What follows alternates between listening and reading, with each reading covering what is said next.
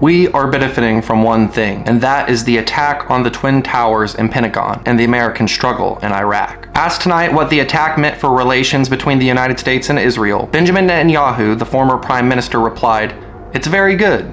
Then he edited himself.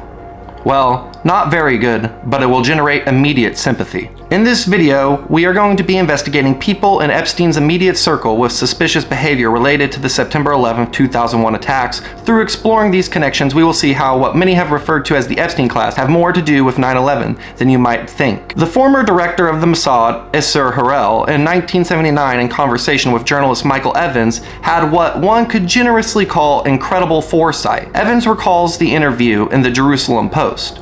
I sat with former Mossad chief Isser Harel for a conversation about Arab terrorism. As he handed me a cup of hot tea and a plate of cookies, I asked him, "Do you think terrorism will come to America, and if so, where and why?" Harel looked at his American visitor and replied, "I fear it will come to you in America.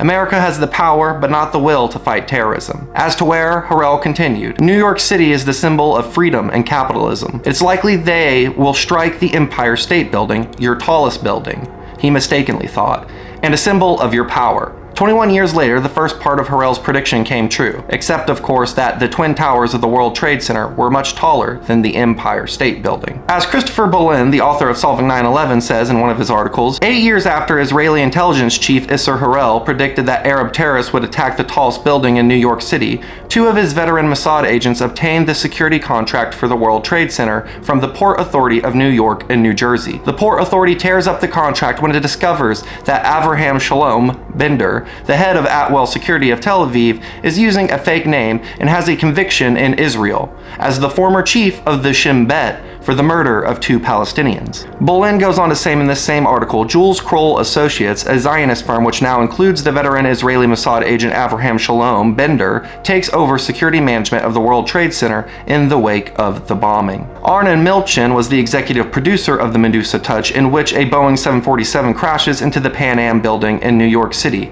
and he was an Israeli intelligence asset. Not only did people involved with Israeli intelligence seem to know about 9/11 in advance of the attacks, but it would be none other than Epstein's best friend, Ehud Barak, who would sow the mainstream narrative into the public consciousness only an hour after the attacks.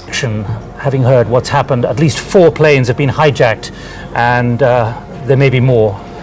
The world will not be the same from today on. It's an attack against our whole civilization. I don't know who is responsible. I believe we will know in 12 hours. If it is a kind of Bin Laden organization, and even if it's something else, I believe that this is the time to deploy a globally concerted effort led by the United States, the UK, Europe, and Russia against all sources of terror. I believe that the world intelligence community, in a concerted effort, can identify within few months the sources of this terror. They can identify the places where they are deployed on Earth. Every such a place is within certain country. The Bin Laden sits in Afghanistan. There is a source of terror. Who else can you identify though? Because we're not saying he's responsible for this necessarily. No, we don't say that he's responsible. One of the people Epstein most frequently communicated with in the files is former Israeli Prime Minister and former head of Israeli military intelligence Ehud Barak. Epstein, at the behest of Barak, would let a senior Israeli military intelligence official stay at his Manhattan apartment for weeks at a time. This is the same apartment that the Israeli government furnished with a security system. Epstein and Barak helped build an Israeli police state in the country of Cote d'Ivoire. They helped broker a security cooperation agreement between Israel and Mongolia. They sold Israeli cybersecurity to the United Arab Emirates. They helped foster a relationship between the Israelis and India, and they helped build a back channel to Russia for Israel during the Syrian civil war. As I stated in my first video, after Ehud Barak left Israeli leadership, Epstein would help him enter into the world of surveillance tech by connecting Barak to Peter Thiel, the mastermind of Palantir, whom Epstein had a relationship with, including Epstein donating $40 million to the Thiel co-founded Valor Ventures. Epstein would help bring Thiel in on the incredible business venture that is Carbine 911, which makes advanced emergency service communications tech, meaning that when you call 911, Epstein's Israeli Israeli buddies may be getting all kinds of data from your phone. The company was founded by Ehud Barak and former Unit 8200 members,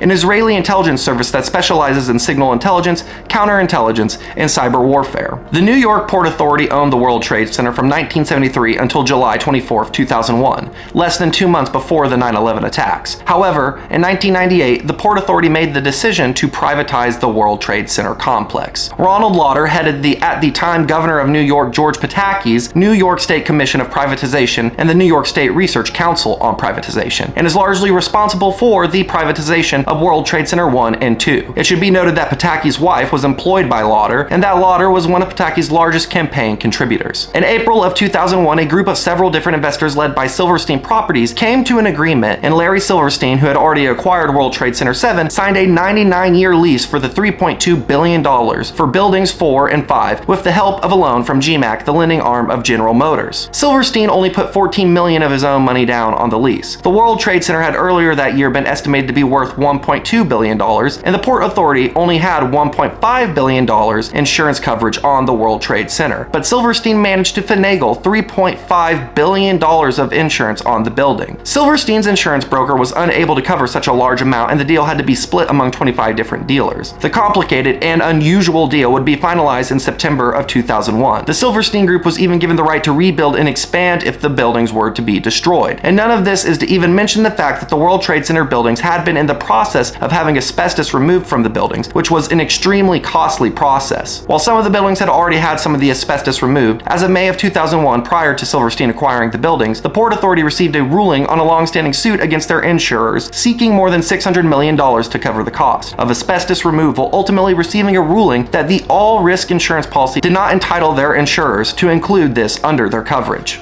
As James Corbett of the Corbett Report states in 9/11 Trillions, Follow the Money, where I have drawn some of the above information from, within hours of the destruction of the Twin Towers on September 11th, Silverstein was on the phone to his lawyers trying to determine if his insurance policy could construe the attacks as 2 separate insurable incidents rather than 1. Silverstein spent years in the courts attempting to win $7.1 billion from his $3.5 billion insurance policy, and in 2007 walked away with $4.5 billion, the largest single insurance settlement ever. As soon as the deal was announced, Silverstein sued United and American Airlines for a further $3.5 billion for their negligence in the 9/11 attacks, a claim that was struck down by the courts but is still on appeal. Perhaps even more outrageously, in a secret deal in 2003, the Port Authority agreed to pay back 80% of their initial equity in the lease, but allowed the Silverstein Group to maintain control of the site. The deal gave Silverstein, Goldman, and Kayer $98 million of the $125 million that they put down on the lease, and a further $130 million in insurance proceeds that were earmarked for the site's rebuilding. In the end, Silverstein profited from the 9/11 attacks to the tune of $4.5 billion and counting. So who is Ronald Lauder? The man who privatized the World Trade Center buildings and who ultimately made Silverstein's insurance heist possible through securing the privatization of the World Trade Center buildings. Ronald Lauder is the sole heir of the Estee Lauder Cosmetics fortune, as well as the president of the World Jewish Congress, working alongside others like Baron David René de Rothschild of the prominent Rothschild banking family. He is also a long-standing friend, as well as a supporter of Epstein associate Donald Trump, with the two having known each other for more than 50 years. Trump and Lauder also share ties with Roy Cohn, who was Trump's mentor. In the first video on this channel, we briefly addressed Roy Cohn's sexual blackmail ring, which served as one of the many predecessors to the Epstein blackmail ring. Whitney Webb writes in an article for Mint Press News, though the exact nature of their early friendship is unclear, it is evident that they shared many of the same connections, including to the man who would later count them both as clients, Roy Cohn. While much has been said of the ties between Cohn and Trump, Cohn was particularly close to Lauder's mother, Estee Lauder. Estee was even counted among Cohn's most high-profile friends in his New York Times obituary. A small window into the Lauder-Cohn relationship surfaced briefly in a 2016 article in Politico about a 1981 dinner party held at Cohn's weekend home in Greenwich, Connecticut. The party was attended by Ronald Lauder's parents, Estee and Joe, as well as Trump and his then-wife, Ivana, who had a home just 2 miles away. That party was held soon after Cohn had helped Reagan secure the presidency and had reached the height of his political influence. At the party, Cohn offered toast to Reagan and then to Senator for New York, Alfonso D'Amato, who would later urge Ronald Lauder to run for political office. 2 years later, in 1983, Ronald Lauder, whose only professional experience at that point is working for his parents' cosmetic company, was appointed to serve as United States Deputy Assistant Secretary of Defense for European and NATO Affairs. Soon after his appointment, he served on the Dinner Tribute Committee for a dinner hosted by the Jewish fraternal and strongly pro-Israel organization B'nai B'rith, the parent organization organization of the controversial Anti-Defamation League in Roy Cohn's honor. Cohn's influential father Albert Cohn was the longtime president of B'nai B'rith's powerful New England, New York chapter, and Roy Cohn himself was a member of the B'nai B'rith's Banking and Finance Lodge. The dinner specifically sought to honor Cohn for his pro-Israel advocacy and his efforts to fortify Israel's economy, and its honorary chairman included media mogul Rupert Murdoch, Donald Trump, and then head of Bear Stearns, Alan Greenberg, all of whom are connected to Jeffrey Epstein. Lauder is also a close associate of Benjamin Netanyahu and was instrumental in the genocidal war criminals' rise to power. This is the man who said that 9/11 was very good for Israel.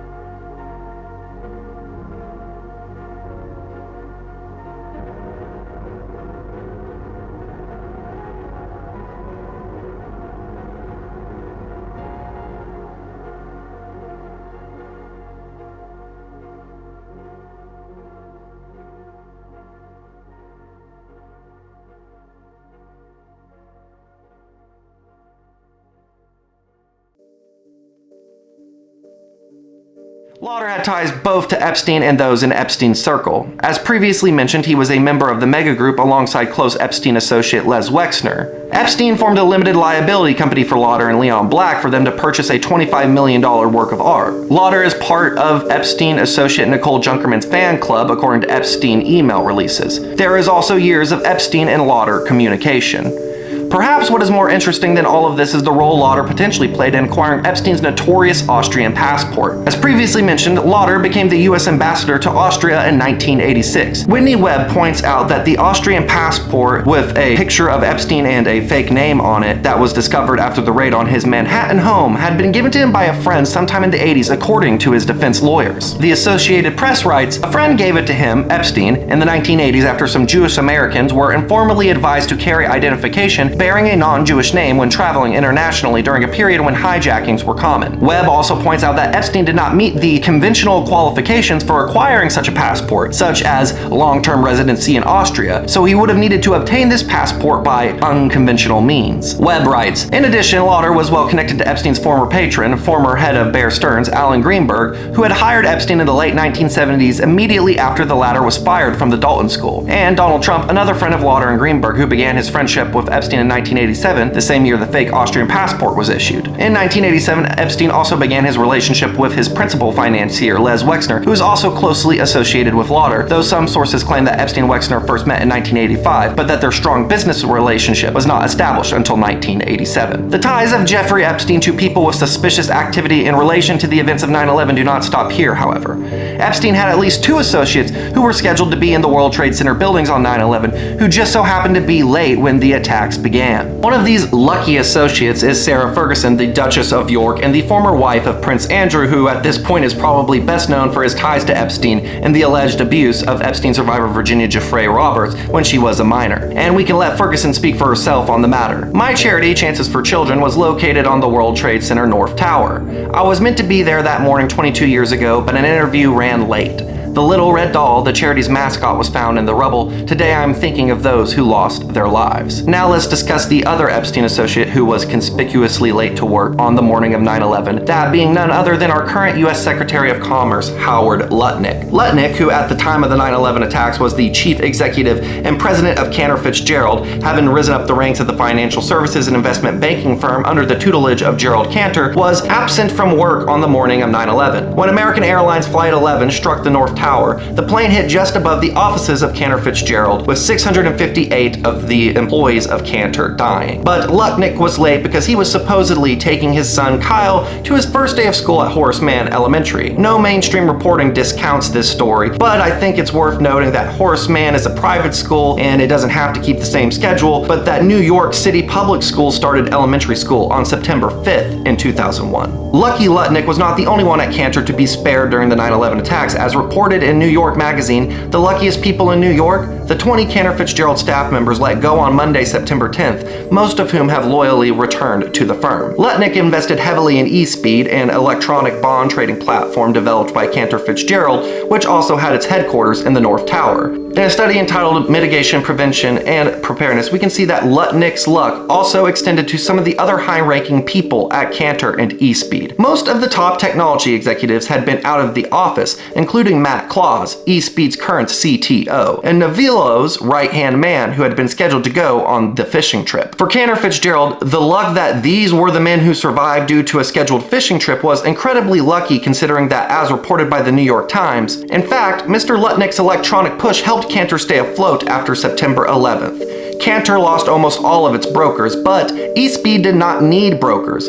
Without the new trading technology, Cantor might have gone under. Once again, we can read in the New York Magazine article, to the awe of Wall Street and government regulators, Cantor was able to get the company's U.S. eSpeed's operation, a crucial link in the treasury markets, up and running 2 days after the attack. But thanks to what he describes as a series of miracles, a golf outing with clients, a corporate fishing trip canceled at 8 a.m. that prevented the disappointed anglers from getting to their desk by 9, a handful of employees who ran the stock trading desks, and other profitable divisions were out of the office on that horrible day. In this FBI document included in the Epstein files, we can see that someone with a Series 30 license, meaning that this person handled regulatory reporting and was the most senior person in his unit, would make a number of interesting allegations about Lutnick and Cantor Fitzgerald to the FBI. And also in this report, we can maybe see that perhaps 9/11 was not the setback for Cantor Fitzgerald many believed it to be. In the document, the man alleged to the FBI that Cantor Fitzgerald ran a global Ponzi scheme, was involved with money laundering, and conducted illegal wire transfers. The man also told the authorities Howard Lutnick ran everything and he maintained a very small circle. Lutnick instructed all of the fraud being committed. He used philanthropy as a smokescreen for illegal activity. Cantor Fitzgerald was not doing well pre-9/11. After the events of September 11, 2001, Cantor Fitzgerald was doing well. Cantor Fitzgerald couldn't afford people's salaries and then was able to hire people and give people opportunities. Now things are about to get really crazy. Epstein associate Howard Lutnick gave Epstein associate Sarah Ferguson her office space in the World Trade Center, and both of them just so happened to be running late to the World Trade Center on the day of 9/11. Once again, we can read in the FBI document, Lutnick gave Sarah Ferguson office space above Cantor Fitzgerald in New York for the Children in Crisis charity. Ghislaine Maxwell and Ferguson would attend Dolce Vita parties, which raised money for Children in Crisis. In the aftermath of 9/11, Lutnick decided on the immediate cessation of salaries to the families of those killed, which obviously drew harsh criticism. This was allegedly to keep the company afloat, and to his credit, he would later give the victims' families 25% of the firm's profits for 5 years and health insurance for 10 years. You can decide for yourself if this had been the plan all along, or if it was in response to the public outcry that ensued after Lutnick cut off all salaries to those widowed after 9/11. Howard Lutnick has donated large sums of money to Zionist causes, as well as raising funds for the campaigns of both Hillary Clinton and Donald Trump. Lutnick would also work at Cantor until being confirmed by the Senate as the U.S. Secretary of Commerce, leaving the firm to his 2 sons. And, unsurprisingly, Lutnick has used his position to benefit his sons' financial dealings. Now, let's address Lutnick's connections to Epstein. Lutnick has continually downplayed his relationship with Epstein despite the fact that the two were neighbors with New York townhouses on East 71st Street. Oddly enough, the addresses of these homes were 9 and 11 East 71st Street.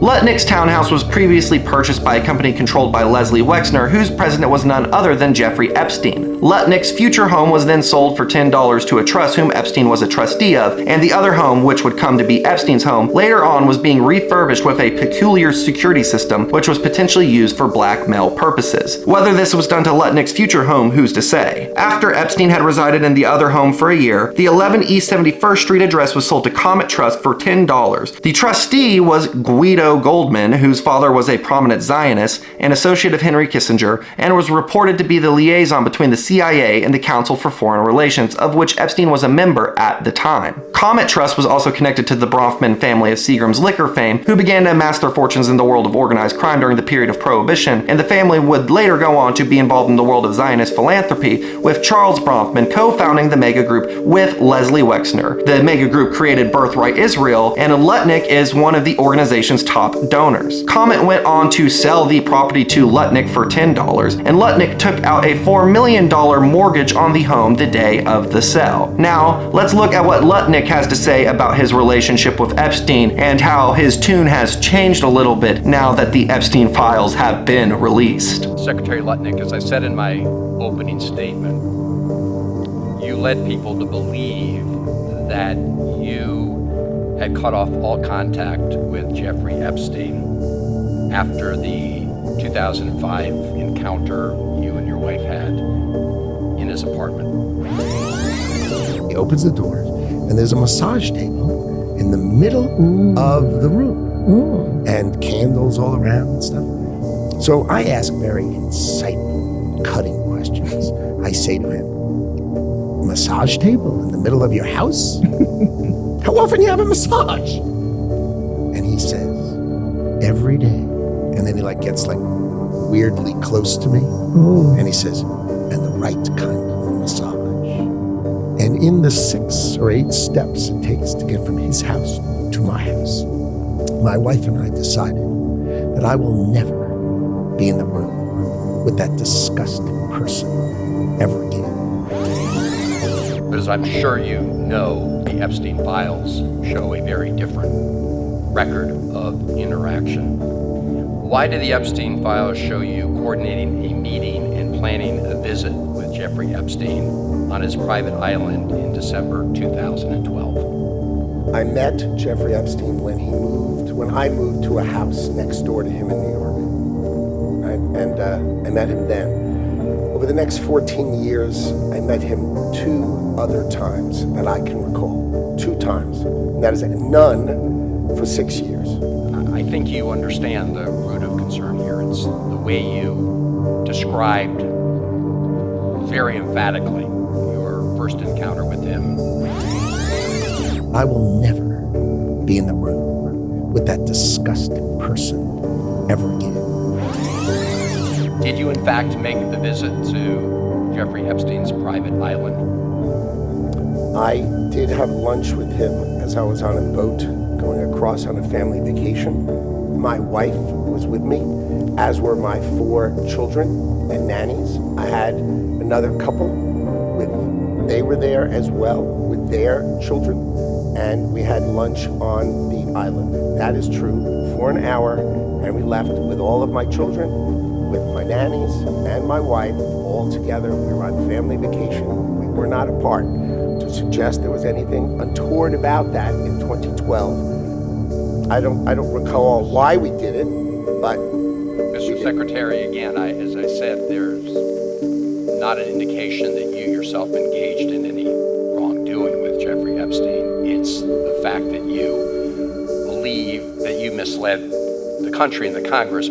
We should also briefly cover Lutnick's involvement with Epstein and Brock Pierce in the hijacking of Bitcoin. Around the time of 2015 to 2017, when the block size wars were taking place in the Bitcoin community, with the debate centering on how Bitcoin should accommodate handling more transactions through either increasing the size of transaction blocks or if blocks should be kept small so normal people could still run the network on their computers. The small block side won the debate, leading to the Lightning Network being created, meaning that most payments took place off of the main chain. This changed Bitcoin from being true peer-to-peer decentralized currency by bringing middlemen into the mix. Epstein helped ensure that this side would win the argument through Epstein's funding of MIT's digital currency initiative, as well as Epstein's funding of Blockstream, both of whose developers preferred the small block over the large block solution. This information I gathered from this fantastic article on the Brownstone Institute by Aaron Day titled The Hijacking of Bitcoin. Now I will let Aaron Day's summary of the hijacking of Bitcoin speak for itself.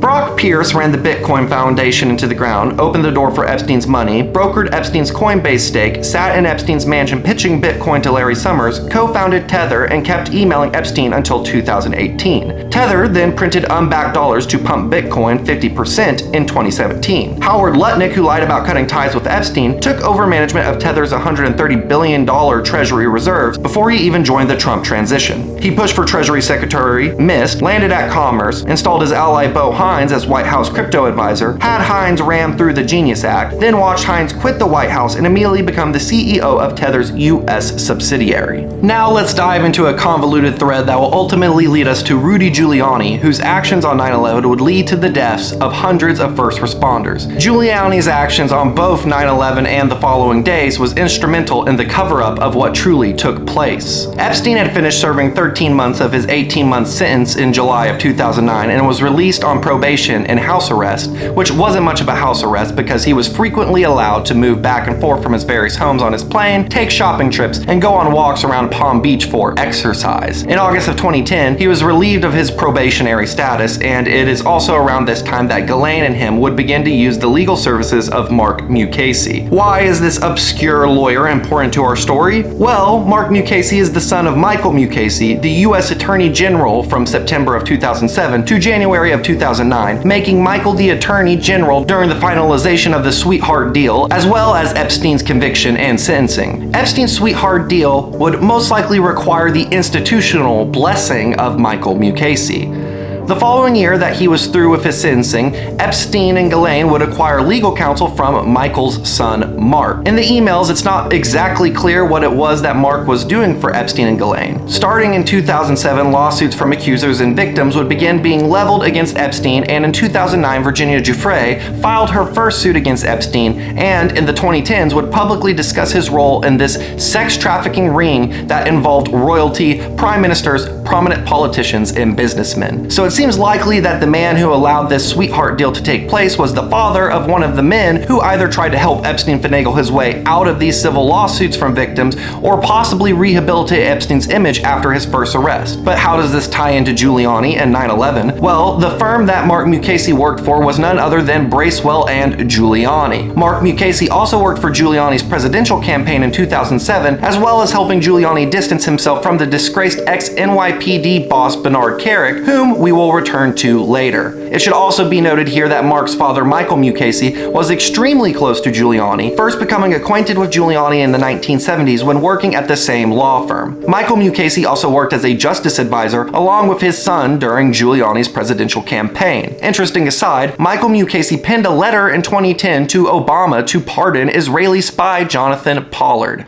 It's also worth noting that in addition to representing people such as FTX's Sam Bankman-Fried for his cryptocurrency fraud arrest and Congressman Matt Gaetz after allegations of sex trafficking were leveled against him, Mark would also represent Epstein associate Trump during his first term when people were probing into his finances. Mark Mukasey also represented Israeli entrepreneur Joel Zamel, who formed a strategic partnership between his firm Psy Group and Cambridge Analytica to help propel Trump into the Oval Office. Psy Group was an Israeli private intelligence agency with headquarters in Tel Aviv and Washington, D.C. In an article in The New Yorker entitled Private Mossad for Hire, authors Adam Intu and Ronan Farrow write, Psy Group stood out from many of its rivals because it didn't just gather intelligence. It specialized in covertly spreading messages to influence what people believed and how they behaved. Its operatives took advantage of technological innovations and lax governmental oversight. Social media allows you to reach virtually anyone and to play with their minds, Uzi Shaya, a former senior Israeli intelligence officer, said. You can do whatever you want. You can be whoever you want. It's a place where wars are fought, elections are won, and terror is promoted. There are no regulations. It's a no man's land. Psy Group was founded by Roy Burstein, an IDF intelligence officer who spent time working in an elite unit that specialized in psychological warfare. The owner of Psy Group, Joel Zamel, was born in Russia, and he studied at an Israeli university where he received a master's in government diplomacy and strategy, specializing in counterterrorism. The corporate documents were filed in Cyprus for Psy Group, meaning that they could gain access to clientele more easily in Arab nations which don't work overtly with Israeli companies. Zamel also forged close ties to many big names in the Republican establishment such as Newt Gingrich and Project for the New American Century member Elliot Abrams. One of the operations undertaken by Psy Group was given the title Project Butterfly and consisted of the private intelligence firm targeting anti-Israel campus protesters, specifically those of BDS, at the behest of the company's wealthy Jewish American donor clientele. Eric Prince, the founder of Blackwater, arranged a meeting between himself, Joel Zamel, and Donald Trump Jr. at Trump Tower about how the company could use their skills and influence operations to help Trump secure the presidency. Zamel maintains that these discussions with Trump went nowhere, but Zamel associate George Nader's representative claimed that Zamel boasted after the election that he had ran a secret campaign that was influential in Trump's victory, even going so far as to show Nader analytical reports detailing the success and use of bots, fake accounts, and disinformation in service of the Trump campaign. During During the Russiagate probes in 2018 headed by Robert Mueller, the FBI gained an interest in Citigroup and Zemel decided to shut the company down. To return to the Mukasey's, who both served as fixers for white-collar criminals going so far as to defend Epstein, private Israeli spy firms operating on U.S. soil, and petitioning for the spy Jonathan Pollard's release from prison, we can see how they learned, in conjunction with Giuliani, how to become fixers for the Epstein class. Now, to hone in on Giuliani, who casted doubt on the official narrative of Epstein's suicide when he said, "It is inconceivable Epstein could have hung himself if there was a suicide watch. Follow the motives." Giuliani also said regarding Epstein's trafficking case that it was obviously going to implicate a lot of people. I can't tell you who, but it's not going to end up with just Jeffrey Epstein. But despite his public tone ever so carefully leaning into public scrutiny of Epstein, what Giuliani fails to mention is his law firm and even his own personal ties to the serial child molester and sex trafficker. We have already stated that Epstein and Ghislaine at the very least received legal consultation from lawyers at Bracewell and Giuliani, but as it tends to happen when researching Epstein, there is always more threads to unravel. There is an email exchange between Ehud Barak and Epstein which begins with Epstein asking Barak on how Reporty Homeland Security was doing. Reporty would later go on to become Carbine 911, which we have already previously discussed. Barak responds that the CEO and the business development guy paid a visit to the NYPD, Rudy Giuliani, and others with the quasi-round set to close on more than $4 million.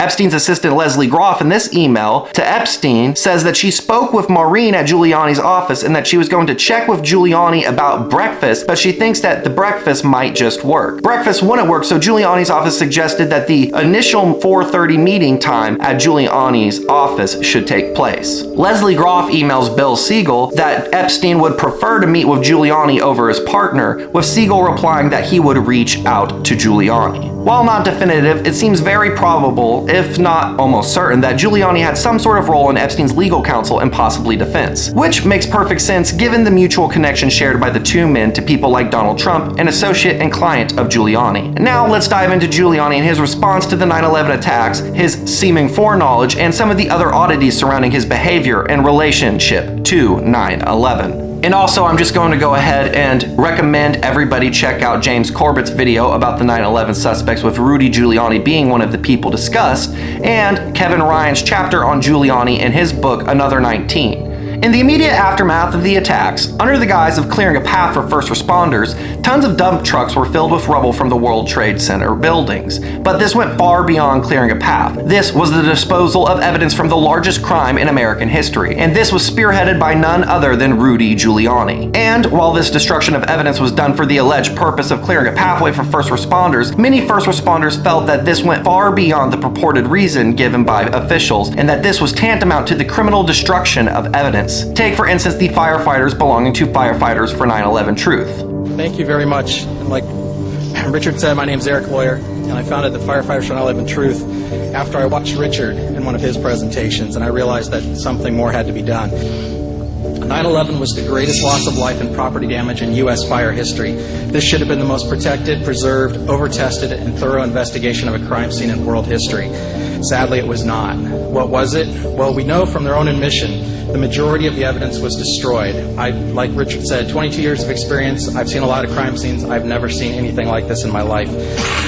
I was out at the site. I saw trucks leaving faster than anywhere I've ever seen, but I accepted it at the time, and for years I accepted it because it was a recovery and rescue operation, and that's normal to have something like that going. Again, we'd never seen anything like it, but that was expected. What I didn't know for years, what was going on behind the scenes, was that evidence was being destroyed when it was shipped off. By their own admission, Tower 7 investigation, this investigation at Tower 7 had no physical evidence. How do you investigate a crime when you've destroyed all the evidence? It doesn't make sense. They also admit that they refused to test the explosives, or to test for explosives or residue of thermite.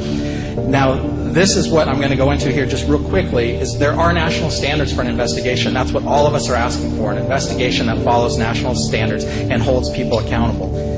While some maintain that the rapid removal of debris from the site of the World Trade Center was due to the government wanting to reopen Wall Street, which likely holds a degree of truth to it, the unprecedented rate of cleanup spearheaded by Giuliani and others holds another dimension to it. What is this other dimension? Well, it was an active effort by authorities to suppress any investigation into the debris for use of explosives in the attacks. In 2002, the U.S. House Committee on Science reported, in the months that lapped between the terrorist attacks and the deployment of the FEMA team, a significant amount of steel debris, including most of the steel from the upper floors, was removed from the rubble pile, cut into smaller sections, and either melted at the recycling plant or shipped out of the U.S. Some of the critical pieces of steel included the suspension trusses from the top of the towers and the internal support columns were gone before the first FEMA BPAT team member ever reached the site. During the cleanup, the site was strictly controlled with access being limited to as few individuals as possible and photographs being banned on orders of Giuliani. Much of the steel was sold as fast as possible to steel recyclers as stated in reference to Bal Steel, but a significant amount of it was sold to companies with mafia links. Some of the subcontractors responsible for the removal of debris have been alleged to have connections to the Colombo and Lucchese crime families. One of the companies hired to remove debris from the site, AMEC, used subcontractors with ties to the Lucchese crime family. As Kevin Ryan writes in Another 19, at Ground Zero, AMEC was led by its vice chairman, John Kavanaugh, who had previously been the president and COO of Morse Diesel International, the predecessor to AMEC. Morse Diesel had also retrofitted World Trade Center Building 7 for Salomon Brothers in 1989. But at the time of the 9/11 attacks, Kavanaugh reported to Peter Jansen, the CEO of AMEC Construction and a longtime business associate of Donald Rumsfeld. Under Jansen's leadership, AMEC had just completed a $258 million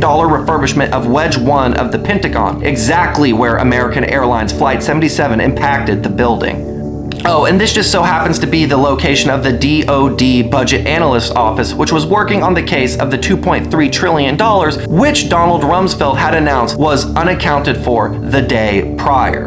Our financial systems are decades old. According to some estimates, we cannot track $2.3 trillion in transactions.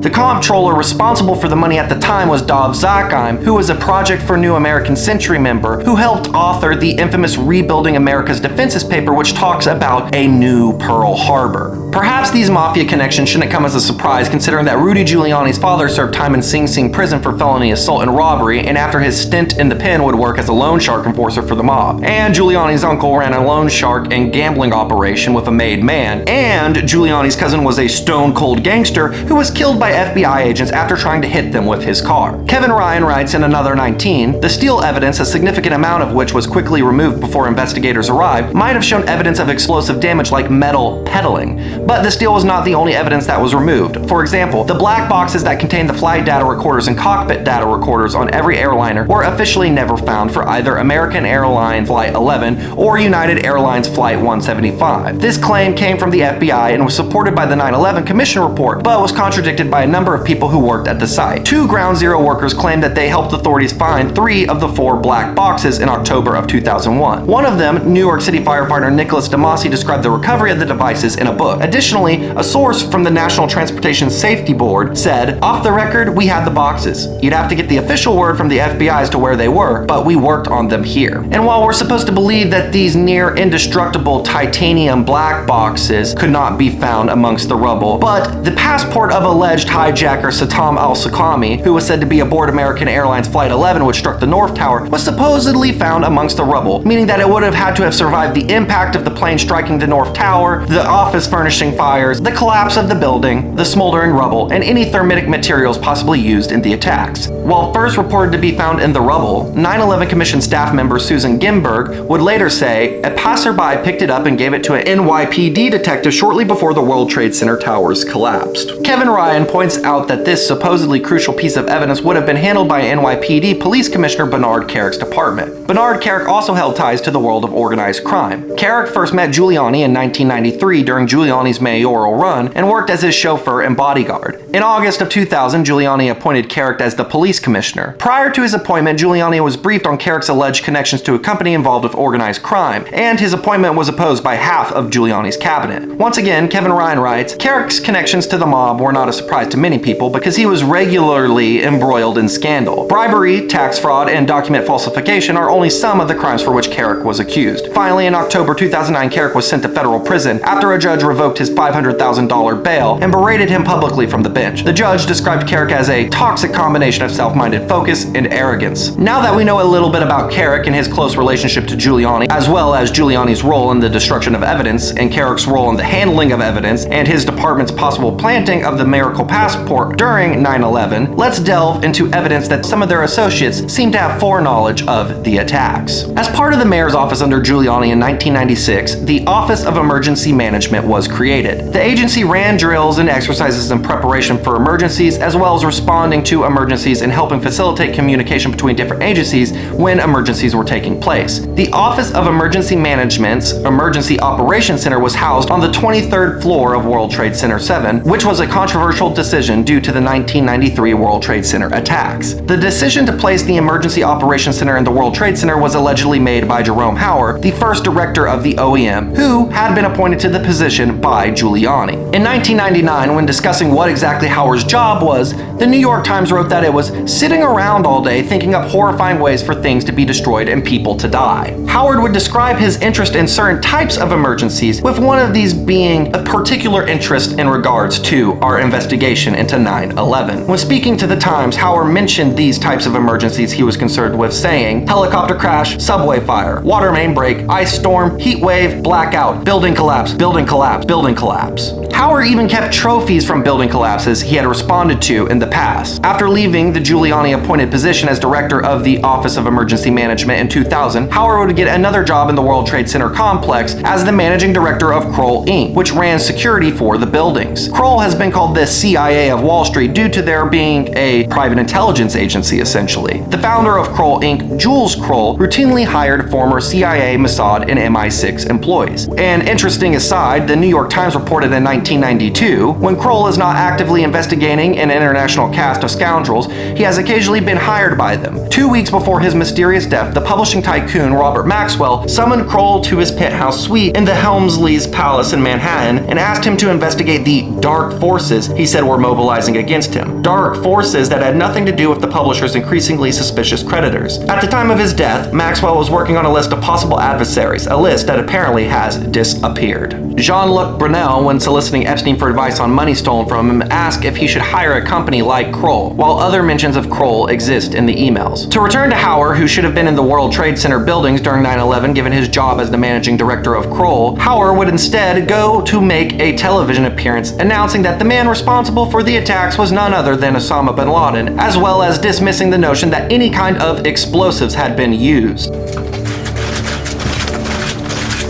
President Bush on videotape from Parksdale Air Force Base in Louisiana. Where the president is at this moment, we do not know. The president said freedom itself was attacked by a faceless coward, and freedom will be defended. With us here at our CBS News World headquarters in New York is one of the world's outstanding experts on terrorism, Jerry Hauer, who's a former commissioner of the mayor's office here in New York City of Emergency Management. He's now a terrorist expert with Kroll Associates. Jerry Hauer, thanks for being with us. Sure did. A lot of talk about rage and revenge. It's being said in Washington, this quote bears the signature of Osama bin Laden.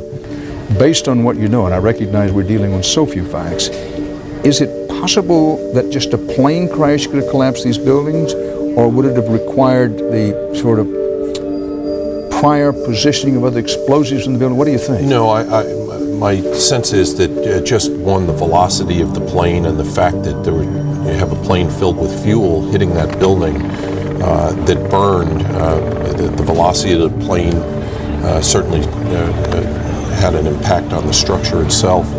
And then the fact that it burned and you had that intense heat probably weakened the structure as well.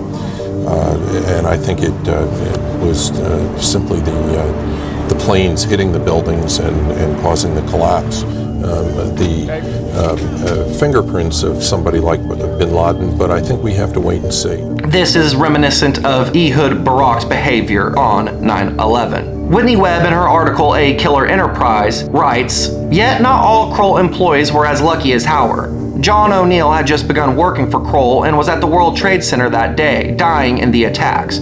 O'Neill had previously worked with the FBI and was the country's top expert on Osama bin Laden and his activities. He had resigned in mid-2001 after his investigations into bin Laden were repeatedly blocked by his superiors, something that happened to numerous federal investigators prior to 9/11, and was subsequently offered a job at Kroll by none other than Jerome Hauer himself. Also, on the day of 9/11, Hauer had told top Bush administration officials to start taking the antibiotic Cipro to prevent infection via anthrax, and Hauer would subsequently make public hints via via mass media that foreign terrorists were working with Saddam Hussein to unleash an anthrax attack on the American public. All of this took place well before the first anthrax attack victim, photojournalist Robert Stevens, would even show symptoms. Much more, and I mean much more, could be said about Hauer, but that goes beyond the scope of this video. In addition to Giuliani associate Hauer, Giuliani displayed likely foreknowledge of the attacks as well. When speaking to ABC News, Giuliani said that he was told that World Trade Center 7 was going to fall prior to its collapse. Talking about did you go immediately to the Office of Emergency Management? I went down to the scene and we set up headquarters at 75 Barclay Street, which was right there with the police commissioner, the fire commissioner, the head of emergency management. And we were operating out of there when we were told that the World Trade Center was going to collapse. And it did collapse before we could actually get out of the building. So we were trapped in the building for 10, 15 minutes and finally found an exit and got out, walked north, and took a lot of people with us. Kevin Ryan writes in another 19, problems with this remark include that at the time no one familiar with structural fires or tall building construction expected anything of the kind. That is because no tall building had ever suffered global collapse from fire before, and moreover, none have experienced such a failure since that day. In fact, many architects and engineers still consider it impossible. In this same interview, Giuliani claimed that no one had ever predicted airline crashes into the World Trade Center, saying, Is it fair to say, do you think, that all of your drills for dealing with terrorism and disaster are going according to plan, or has this been of such of magnitude that we've just all been caught totally off balance? Oh, there's no question we were all caught totally off balance. No one could possibly expect large airplanes to crash into the World Trade Center the way this happened. I think, having said that, as I watched what the police officers and the firefighters were doing, I think they're going to save the maximum number of lives you could possibly save in a situation like this. I mean, the emergency efforts that they've been going through over the last 2.5 hours are nothing short of inspiring. This stammering statement was not just unconvincing, it was patently false. Those in charge of securing the World Trade Center in the decades before 9/11, specifically Brian Michael Jenkins of Kroll Associates, had considered exactly that scenario. Another person who worked with Jenkins at Kroll Associates was James R. Buckham. Once a senior advisor to Louis Freeh, Buckham had worked with Giuliani and Freeh in the offices of the Southern District of New York during the time that Giuliani was investigating BCCI. And as we've already discussed, the Giuliani associate tasked with the World Trade Center complex's security on the day of 9/11 was a man who was obsessed with building collapses and conveniently was absent from work so he could make a television appearance to be possibly the first person to promote the narrative that it was Osama bin Laden that had done the attacks. So why were people like Giuliani operating out of a truck during 9/11 instead of their $13 million emergency command center designed for such scenarios with bulletproof reinforced bomb-resistant walls? The police commissioner pointed to an emergency truck that was pulling up to in front of 70 Barclay Street, and he said, that will be our command post. We're attaching hard lines into this building and we're taking over this building. And they were literally taking people out of 75 Barclay Street. And I'm setting up a command post. And I said, is that going to be our main command post? And he said, yes, that'll be our command post. We'll operate out of there. We've evacuated 7 World Trade Center. We can also see that the Office of Emergency Management staff had foreknowledge of the collapse, with an emergency medical technician at the scene saying, Office of Emergency Management says the buildings are going to collapse and we need to get out. I was just at OEM. The message I was given was that the buildings are going to collapse. We need to get our people out. The Office of Emergency Management Deputy Director said, it was brought to my attention it was believed that the structural damage that was suffered to the towers was quite significant and they were very confident that the building's stability was compromised and they felt that the North Tower was in danger of near imminent collapse. After the planes hit the towers, Carrick and Giuliani were meandering around the World Trade Center site with Fire Marshal Stephen Mosillo saying, at that point the mayor shows up. I was standing away from the command post and the mayor showed up. I remember the mayor being with Commissioner Carrick and himself and a lot of their aides and escorts or whatever. However, by the time of the South Tower's collapse, both had moved away to safety. Carrick and Giuliani seem to have been conjoined at the hip on that fateful day, with Carrick seemingly instructing Giuliani when press was near and answering questions on Giuliani's behalf. Do you know anything about the cause of the explosions that brought the 2 buildings down yet? Was it caused by the planes or by something else? We believe that it was caused by the after effects of the planes hitting the buildings. We don't know of an additional explosion after that. Do you know anything about the composition of that dust that Blankenstorm had? Is there any asbestos or any hazardous material in that dust? I don't know. I don't know the answer to this.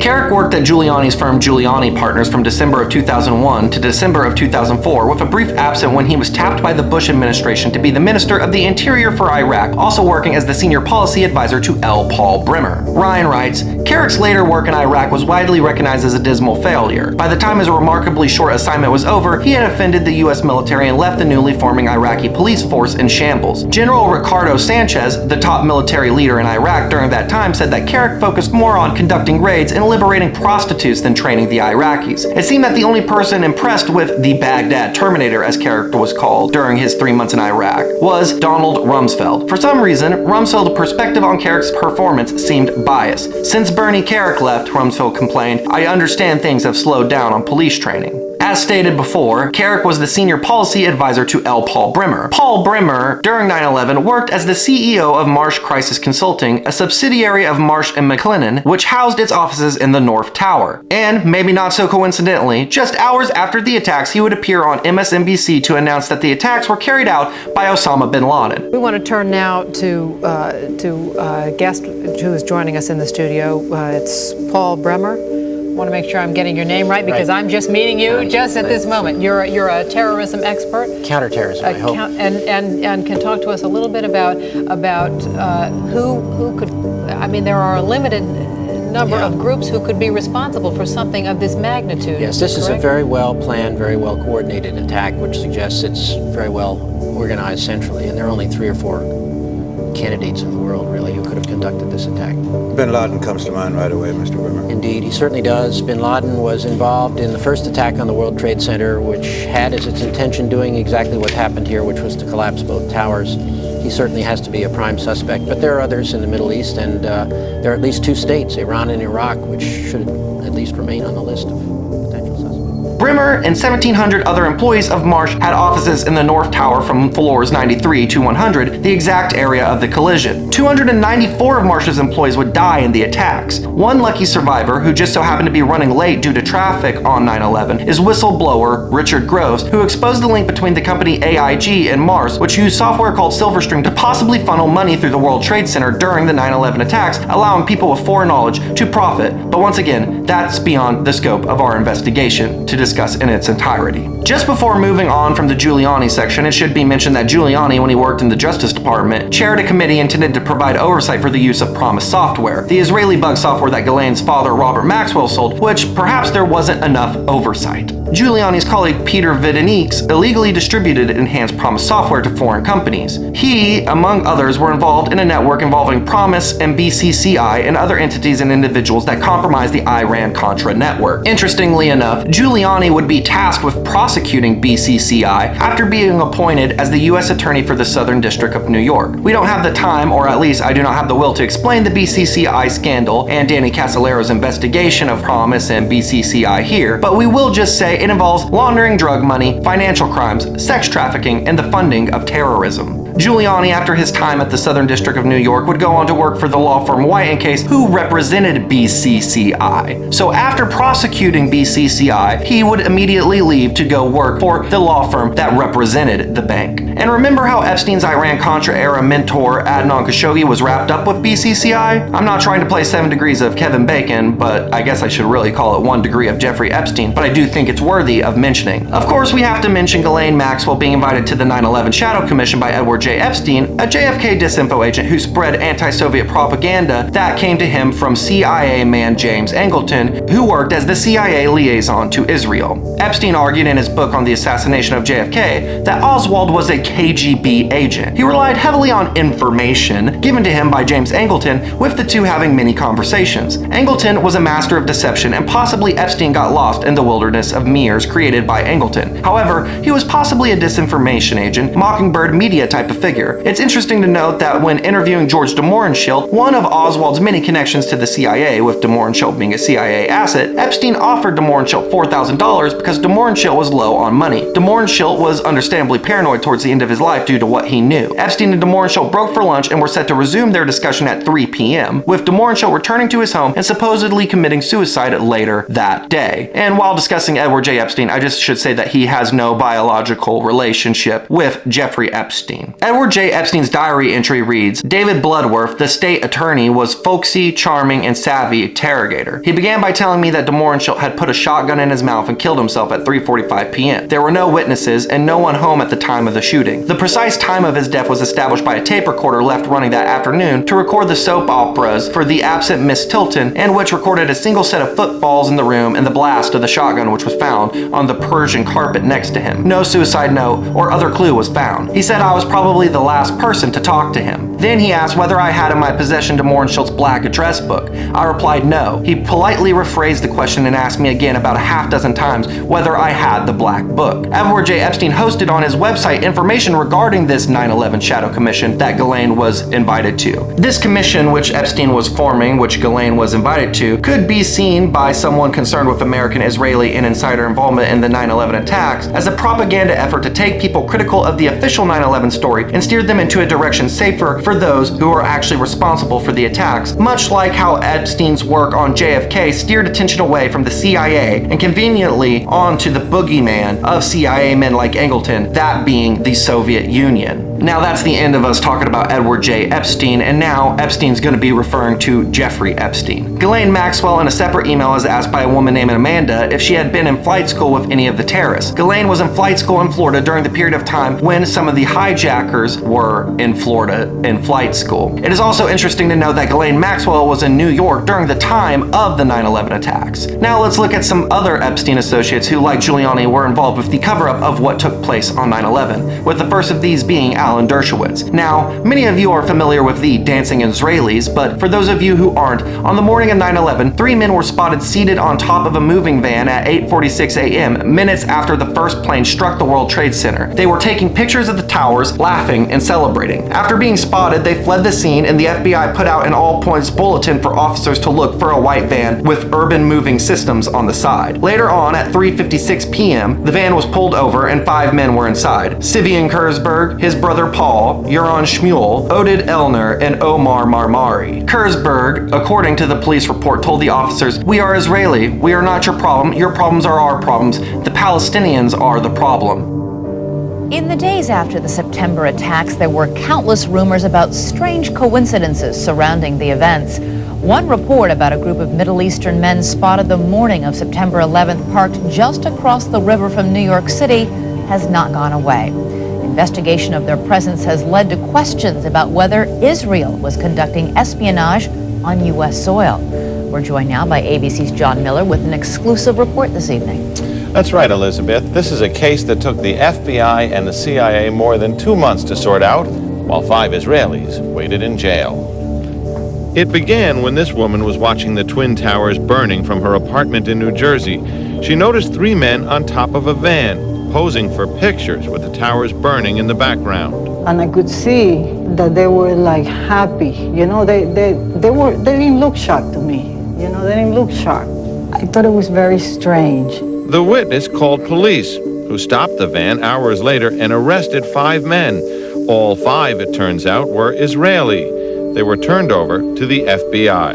Sources tell ABC News during a check of national security databases, some of the men were listed as having had connections with Israeli intelligence. At the FBI, that set off alarm bells. The FBI needed the answers to 3 important questions. Who were these men? What brought them to that parking lot on the morning of September 11th? And did they have any advanced knowledge of what was going to happen that day? The men said they were just taking pictures at the time. They said they worked for a company called Urban Moving. The FBI obtained a search warrant for the company's offices. 2 SUVs were filled up with between 9 and 12 boxes and computers. Not long after the arrests, the offices of Urban Moving were simply abandoned. Almost everything was left behind. In jail, the 5 Israelis were repeatedly interrogated and given lie detector tests. Stephen Gordon was their American lawyer. They were asked questions if they had ever been approached by or hired by any non-United States intelligence community.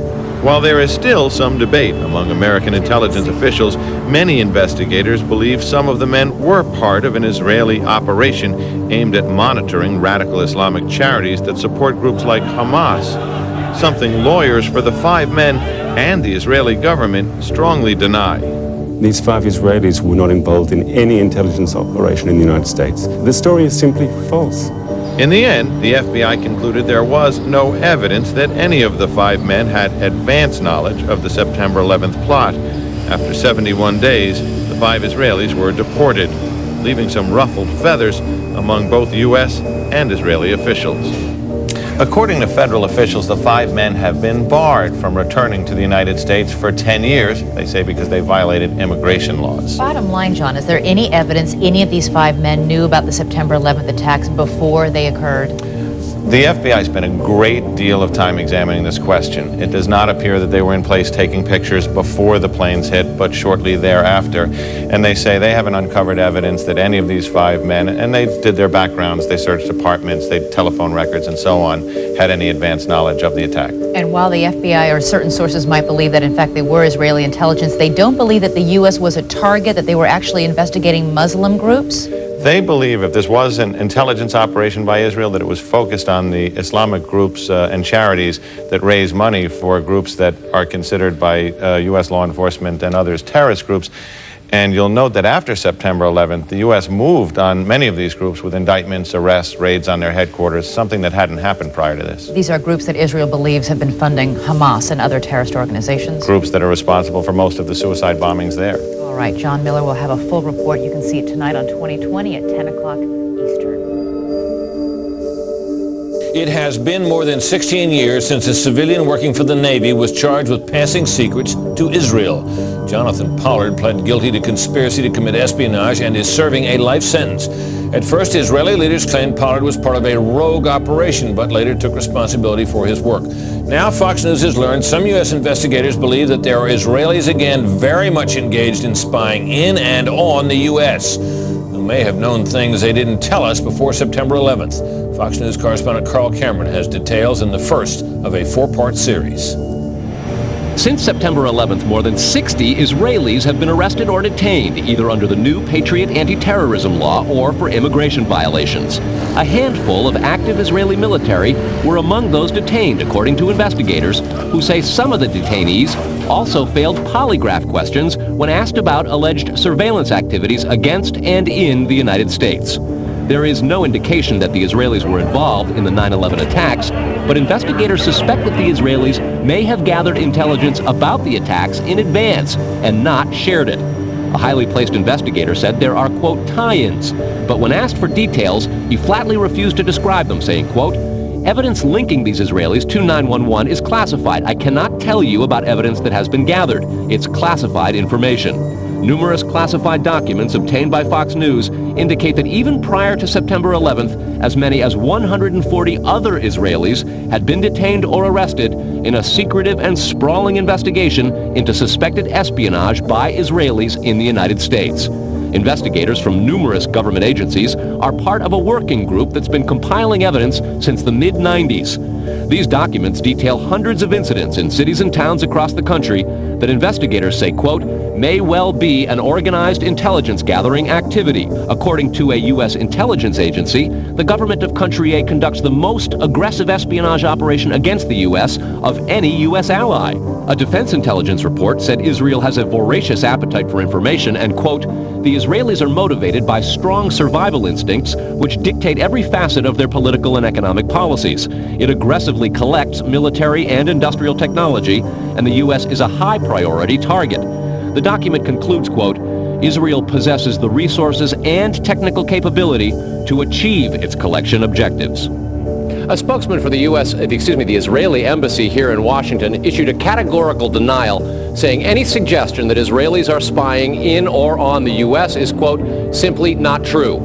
There are other things to consider, and in the days ahead, we will take a look at the U.S. phone system and law enforcement's methods for wiretaps, and an investigation into the possibility that both have been compromised by our friends and allies overseas. Brett? Carl, what about this question of advanced knowledge of what was going to happen on 9/11? How clear are investigators that some Israeli agents may have known something? Well, it's very explosive information, obviously, and there's a great deal of evidence that they say they have collected, none of it necessarily conclusive. It's more when they put it all together. A bigger question, they say, is how could they not have known? Almost a direct quote, Brett. This going to the fact that they were spying on Despite the men trying to tell the police an innocent explanation to their behavior that day, when the photographs were developed, what was revealed was that the men were indeed celebrating, laughing, high-fiving, and Sivian Kurzberg was even photographed holding up a lighter to the flame-engulfed World Trade Center building, which was in the background. The FBI confirmed that 2 of the men had ties to Israeli intelligence and believed them to be working on some kind of Mossad operation. One of them had $4,600 in his sock, and the men had plane tickets for various places around the globe for their immediate departure. FBI reports show the men making contradictory statements to investigators. The men were held in federal custody for 71 days, then deported back to Israel. The owner of Urban Moving System, Dominique Suter, was questioned by the FBI, with the agency concluding that Urban Moving Systems may have provided cover for an Israeli intelligence operation. When investigators returned to question Suter, they found that he had hastily fled to Israel. Later on Israeli television, where the men were being interviewed, Oded Elner said they were there to document the events, which seems like an admission of foreknowledge.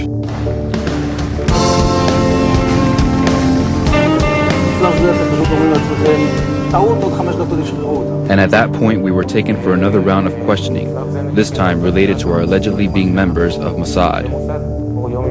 The fact of the matter is, we are coming from a country that experiences terror daily.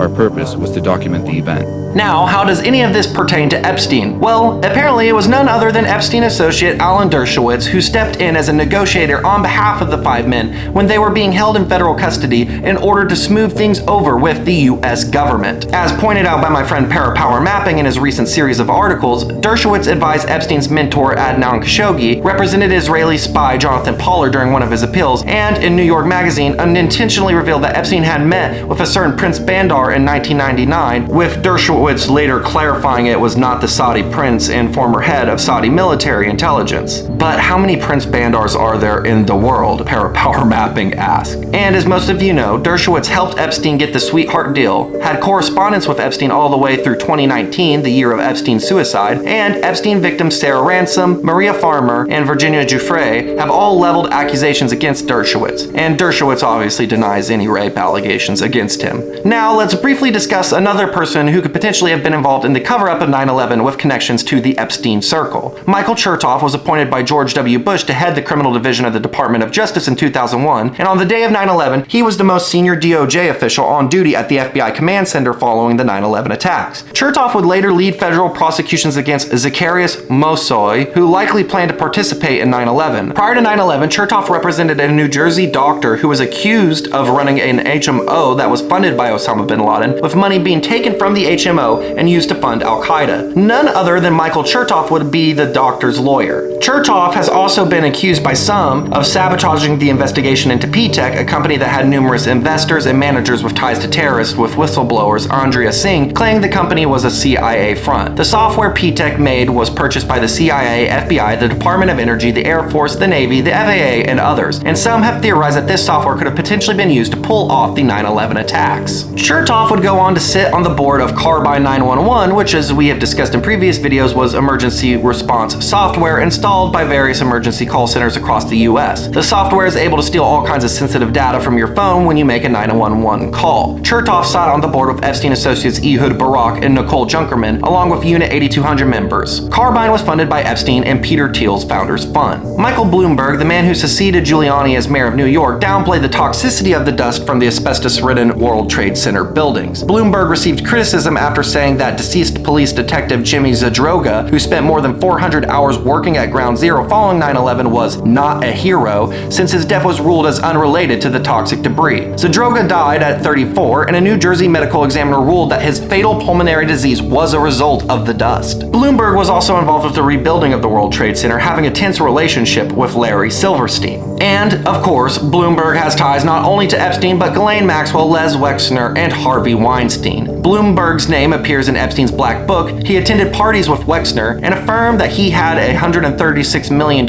invested in, called Sycamore Partners, bought Leslie Wexner's controlling stake in Victoria's Secret. Ghislaine's sister, Christine Maxwell, co-founded Chiliad Software with 2 other people, one of whom was CIA man Alan Wade. The software can take data from different agencies and depositories and help aid in investigations. Many people think that this software was an outgrowth of Promise Software, which Robert Maxwell sold to the US government, including agencies involved involved with the production of nuclear weapons. And Christine worked for this front company Robert Maxwell sold the software through. Due to the Inslaw case with Bill Hamilton, the founder of Inslaw, saying that the government stole his PROMIS software, the US government could no longer use PROMIS and was looking for a successor that was different enough to avoid any potential litigation or legal troubles. So all things point to Chiliad being this repackaged version of PROMIS. After 9/11, Chiliad was in high demand and would be used in the FBI's counterterrorism data warehouse and was used in the FBI's investigation into money laundering in relation to 9/11. David Rubenstein, the co-owner of the Carlyle Group, had a meeting with Epstein after being introduced to each other through Boris Nikolic. The Carlyle Group had a conference in the Ritz-Carlton on the day of 9/11, attended by former President and CIA Director George H.W. Bush and Osama bin Laden's brother. Presumably, Rubenstein was there as well. Now let's move to Zim Shipping. Zim Shipping has long been of interest to people who believe that 9/11 was an Israeli job. Zim Shipping, an Israeli company headed by Eyal and Adan Ofer, occupied the 16th and 17th floor of World Trade Center 1 with 200 employees. Zim was moving out of the World Trade Center building, and they completed the move only 1 week before the attacks took place. But in the interest of fairness, Zim had announced their plans to relocate the previous April. Both of the Ofer brothers had ties with Epstein. Epstein rode on a plane with Zim Shipping chairman Adan Ofer, who approached Epstein about bailing out the company in 2009, as shown by researcher Parapower Mapping. There are multiple mentions of the Offers in the emails. Epstein also was at a meeting with Eyal Ofer. Epstein refers to one of the Offers as an arrogant Israeli when asking Steven Sinofsky if he had time for meeting with Ofer. David Stern inquires with Epstein about setting up Adan Ofer with Kareem, presumably Epstein's associate Kareem, the son of the former president of Senegal, and this was involving a deal concerning resource investments in Africa. Another very interesting thing of note, both the Epstein Victims Compensation Fund and the 9/11 Victims Compensation Fund was ran by a woman named Jordana Feldman. Finally, cybersecurity law enforcement and intelligence analyst Morgan Wright has discussed how Epstein allegedly worked to block the lawsuits of the families of 9/11. In an email to Rafat al-Sabag, Epstein says to have Kathy Rumler, an attorney and former White House counsel to Obama, along with Ken Starr, most famous for authorizing the Starr Report, seeking the impeachment of Bill Clinton. Then he says to file an action asking if JASTA, or Justice Against Sponsors of Terrorism, is constitutional, and that will tie things up for 5 to 10 years in order to deny the family's reparations. The connections of those in Epstein's circle to the tragic events of 9/11 are undeniable and overwhelming. All of this only leaves one question. Did Epstein know as much, and was he as involved in the cover-up and possibly attacks as some of his closest friends?